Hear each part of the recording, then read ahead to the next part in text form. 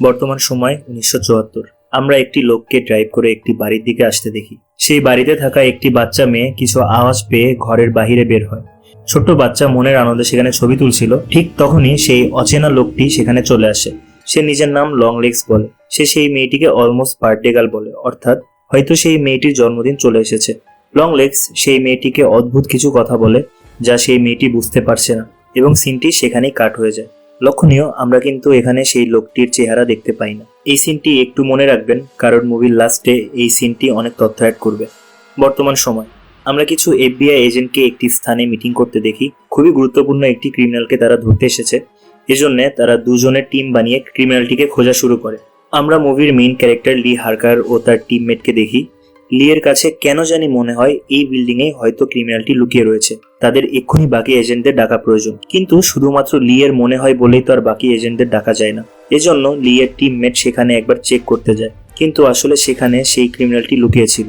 লি এর কথা সে সিরিয়াসলি নেয়নি, এজন্য সে রেডি ছিল না এবং একটি দুর্ঘটনা ঘটে। ক্রিমিনালটি সেই এজেন্টকে মেরে ফেলে। পরে যদিও লি ক্রিমিনালটিকে ধরে ফেলে, কিন্তু এখানে একটা প্রশ্ন থেকেই যায়, লি কিভাবে জানলো? লি জানায় সে নিজেও জানে না, এবং তাকে একটি এক্সামিন করে ছেড়ে দেওয়া হয়। লি এর হাতে আরেকটি কেস এসেছে। তার বস উইলিয়াম কার্টার ও তার আরেকজন সিনিয়র ব্রুনিয়ের সাথে একটি বাড়ির সামনে এসেছে।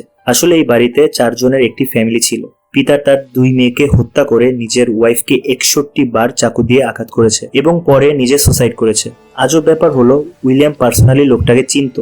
খুবই ভালো একটি মানুষ যে তার ফ্যামিলিকে প্রচন্ড ভালোবাসতো। মার্ডার করার লোকই নাকি সে নয়। ক্রাইম সিন থেকে একটি লেটার পাওয়া গিয়েছে। অদ্ভুত ভাষায় লেটারটি লেখা এবং লাস্টে ইংলিশে লং লেগস লেখা।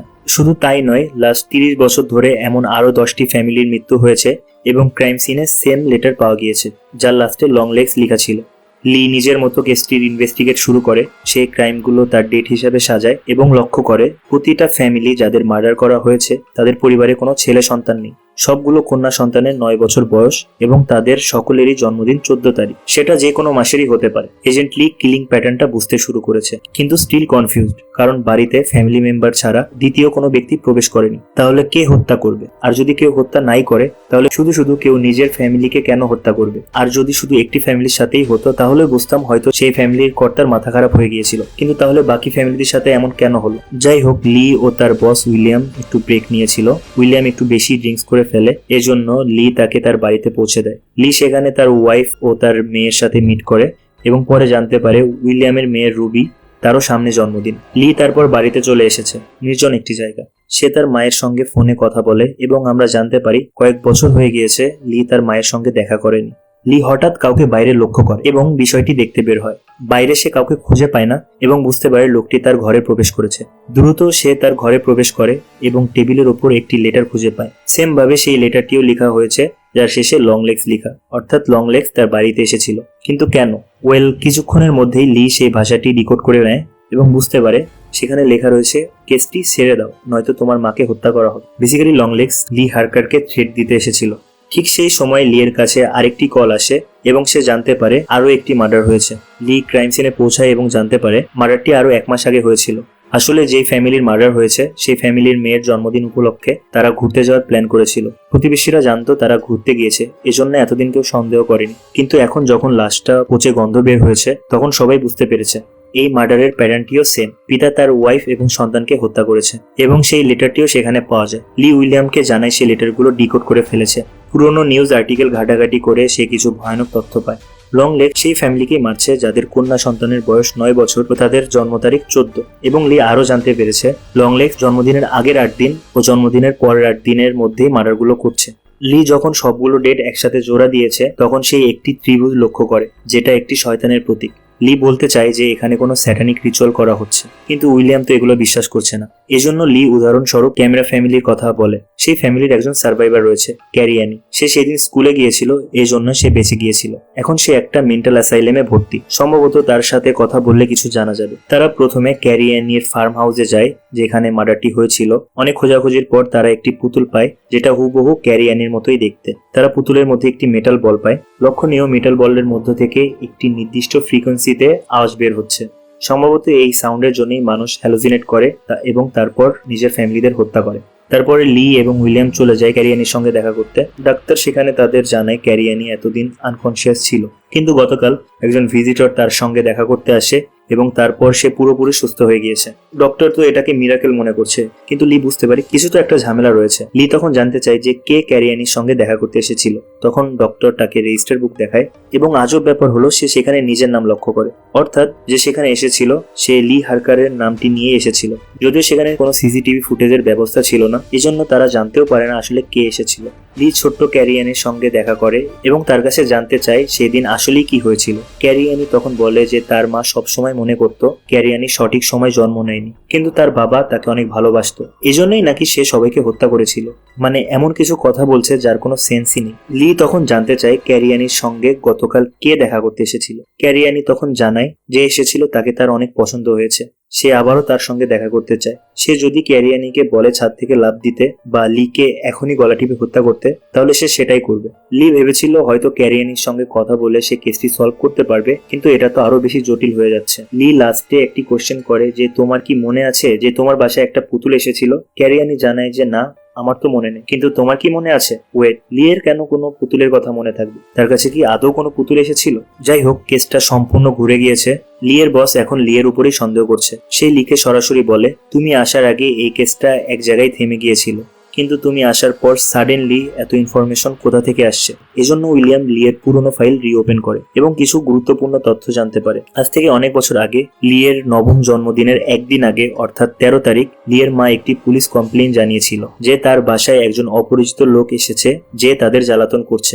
আসলে মুভির প্রথম সিনে আমরা যে ছোট্ট মেয়েটিকে দেখেছিলাম সেটি ছিল লি, এবং লংলেক্স তখন তার বাসায় এসেছিল। আসলে লিয়ের জন্মদিনও 14 তারিখ। লংলেক্স তো তার বাসায় গিয়েছিল, তাহলে লি এখনো জীবিত কিভাবে? তার সাথে নিশ্চয়ই লংলেক্সের কোনো কানেকশন রয়েছে। এগুলো জানতে পেরে লি তার মায়ের সঙ্গে দেখা করতে চলে যায়। লি তার মাকে প্রশ্ন করে যে তার জন্মদিনের আগে কে এসেছিল, কিন্তু লিয়ের মা তাকে কোনো স্পষ্ট উত্তর দেয় না।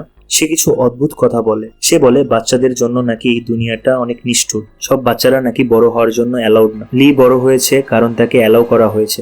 বেসিক্যালি লি তার প্রশ্নের উত্তরটা পায় না। তারপর সে তার রুমে চলে যায়। সে তার পুরনো জিনিসগুলো ঘাটাঘাটি করছে এবং ঠিক সেই সময় সে লংলেক্সের একটি ছবি খুঁজে পায়। আসলে ছোটবেলায় যখন সে আশেপাশের ছবি তুলছিল, ঠিক তখনই অনিচ্ছাকৃতভাবে সে লংলেক্সের একটি ছবি তুলেছে। লি তাড়াতাড়ি সেই ছবিটি নিয়ে তার অফিসে চলে যায় ও সেই ছবিটির সাহায্যে ফাইনালি লংলেক্সকে ধরা হয় এবং ফর দ্য ফার্স্ট টাইম আমরা লংলেক্সকে দেখি। খুবই অদ্ভুত দেখতে একটি লোক। তার চেহারা দেখেই অনুমান করা যায় যে সে হয়তো কোনো শয়তানের পূজারী, কিন্তু তাতে তো আর প্রমাণ হয় না যে খুনগুলো সেই করেছে। এমনকি তাদের দেশে শয়তানের পূজা করাও লিগাল। পুলিশ কোনোভাবেই প্রমাণ করতে পারছে না যে এই খুনগুলো সেই করেছে, কারণ সেই বাড়িগুলোতে তার উপস্থিত থাকার কোনো চিহ্ন নেই। ঠিক সেই সময় লংলেক্স লিকে ডাকা শুরু করে। সে বলে কাল লিয়ের জন্মদিন, এজন্য সে লিকে উইশ করতে চায়। সবাই সেখানে কনফিউজ, এই লোকটা লিকে কিভাবে চেন, কি সম্পর্ক লিয়ের সাথে তার। অন্যদিকে লি রিয়েলাইজ করে সেই মার্ডার প্যাটার্নে একটি মাত্র ডেট খালি রয়েছে, যেটা 13 তারিখ অর্থাৎ আজকে। তার মানে আজকে যদি কোনো মার্ডার হয় তাহলে ত্রিভুজটি সম্পূর্ণ হবে, অর্থাৎ আজকে একটি খুন হবে।